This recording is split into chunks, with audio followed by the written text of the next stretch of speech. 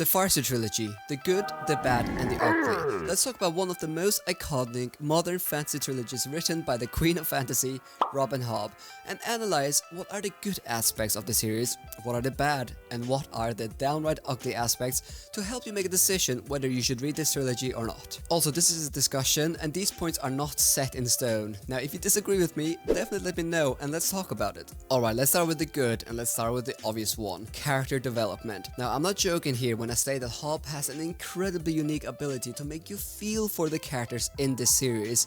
Now, especially Fitz, the protagonist. But really, even the side characters are incredible. Burridge, Night Eyes, Molly, and Chade are all amazing characters.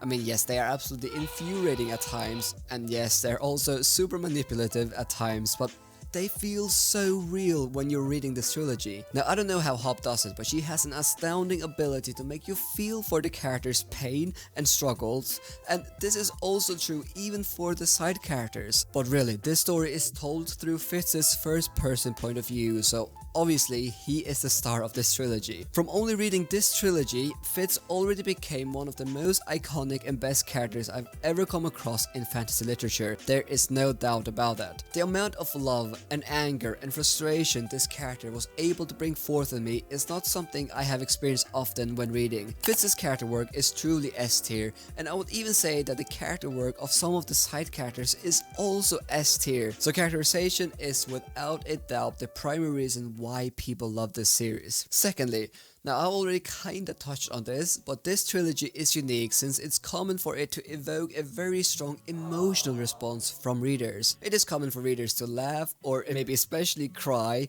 while reading this trilogy because Hobb has an astounding ability to make you feel for the characters. Hobb's writing is incredibly emotional, and I don't know many readers that don't at least do feel a bit moved by this story. It is truly a story that will stay with you for the sole reason that it emotionally impacts you. Thirdly, I would also put the world building in the good section. Now, I'm cheating a tiny bit here because the world is explored so much more and expanded in the later books, and for the most part, this trilogy is quite focused on a couple of locations and cultures, so it's not like we're introduced to a Malassan kind of world here. However, in this trilogy, we are introduced to the skill and the wit, which is the magic system in this world, and we also get a clear idea that this world is massive.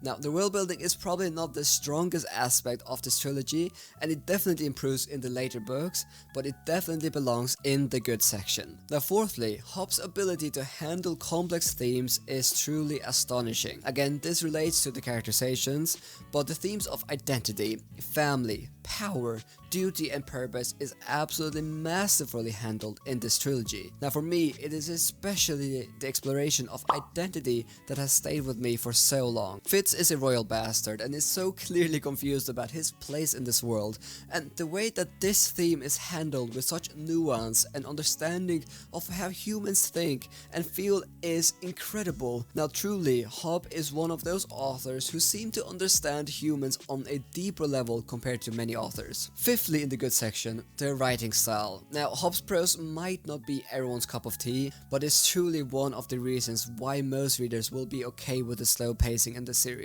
The writing is incredibly evocative and, as already mentioned, tends to trigger an emotional response in most readers. Yes, the plot is slow, but I didn't find myself caring that much since I just felt so immersed in this world. Now, the writing style might take a bit of getting used to for some readers, but as soon as you have adjusted, I'm confident you will start to appreciate Hobb's ability to craft beautiful sentences. Now, sixth and lastly, for the good section, and that is that this series has incredible animal companions, or more specifically, an animal companion. Now, the relationship between humans and animals play a key role in the series, but it's definitely explored much more in the later half of the series. But all I will say is that it is worth investing time in the series just to get to know Night Eyes. Now, Night Eyes truly starts to shine in the third book of the series, but oh man, I love him so much. And before we go to the bad section, did you know that this video was actually paid by my Patreon? At the moment, I'm spending 100% of the money I'm generating from my Patreon to hire an editor to do 2 videos for me a month. And that obviously makes a huge difference because I can get really busy with my master's degree. So if you love what I do here and you have the means, I mean obviously it's 100% voluntary, but I'll leave the Patreon in the link down description. And therefore I also want to take the opportunity to give a special thanks to my patrons who support what I do here and who pay for this video. I really appreciate it. Alright, let's talk about the bad with the Farseer Trilogy. Alright, let's turn to the bad. The bad. We need to talk about the obvious one here, which is the pacing. Hob is infamously known as the Queen of Fantasy. Yes, but also for really enjoying taking her time with moving the plot forward. I mean, I'm currently reading Fool's Errand at the time of recording this video, and I kid you not, the first 200 pages, almost nothing happens, and I'm not even exaggerating. You literally just see Fitz walking around and feeling sorry for himself, and that is a common thing with all of the books in this series, at least up to book 7 where I'm at. Hob's pacing is incredibly slow, and there are definitely parts of these books that could have been shortened. However, the counter argument I would make here is that is it really possible to write a story that fleshes out characters so well and to analyze themes of identity and so on in such a thorough manner if you increase the pacing? I'm not sure. The emotional impact is so powerful because this is a slow burn.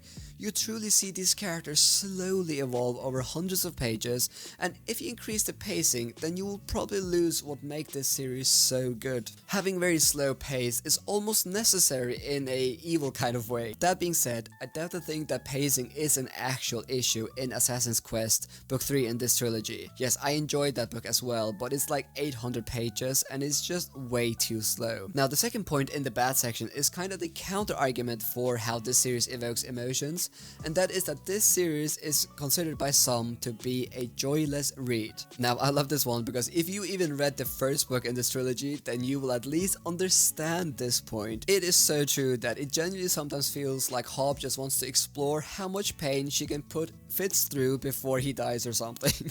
I mean, the amount of suffering Fitz goes through in this series is awful, but it's primarily mental suffering where he is pushed around, manipulated, and he is so confused and so on and so on. And since he's going through a lot of struggles that most humans go through, though on a very intense level, we can actually relate to Fitz.